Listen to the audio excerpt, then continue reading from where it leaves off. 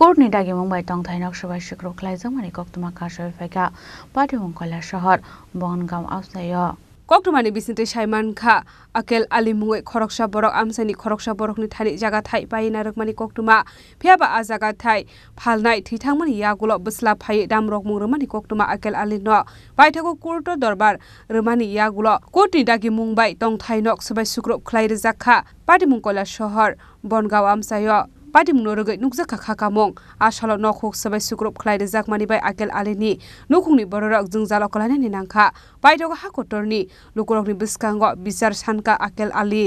আসসালামু আলাইকুম ওয়া দেশবাসী আপনার কাছে এক সবশক্তির সামনে আইতে আমি আজকে বাধ্য হয়েছি আমি আতকল আলী পিতা লেট আনোয়ার আলী আমার বাড়ি আছিল শিলচড়া থেকে আমি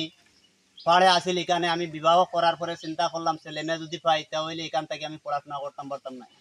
আমি কিছু জায়গা কিনি আর আমার মায়ে কইছিল যে আমি এই জায়গাতে আমি সবে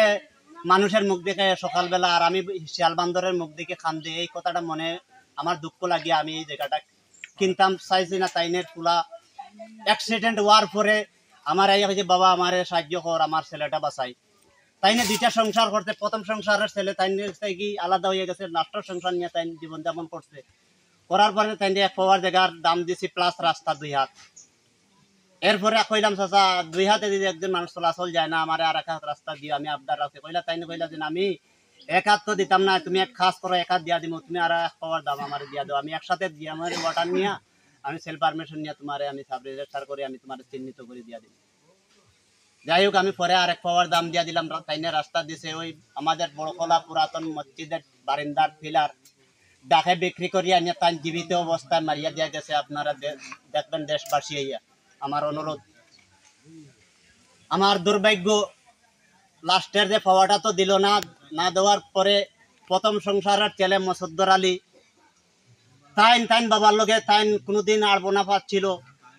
থাকার পরে তাই কইতো যে তোমরা কেন জায়গা কিনছো তোমরা দেখিয়া ছাড়মতে আমি মনে ভাবলাম এটা বাপে বেটার ব্যাপার হয়তো মনের আগে কি বা হইতে পারে এটা কোনো বাস্তবে পরিণত হইব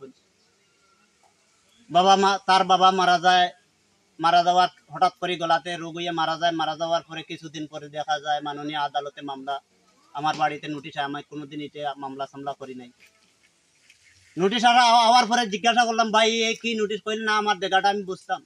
জায়গা বুঝতে ভাই তোমার পাশে আমি আমার পাশে তুমি আমার বুঝতে তুমি গিয়া আদালতে গিয়া আজকে নোটিশ জারি করলে দেখা যায় আমার সিভিল কোর্টে কেস করছে মাননীয় সিভিল কোর্ট তারার বাপর নামে এলট থাকার কারণে তারারে রায় দিয়া দিছে ব্যুরো রিপোর্ট চিনি খরাং।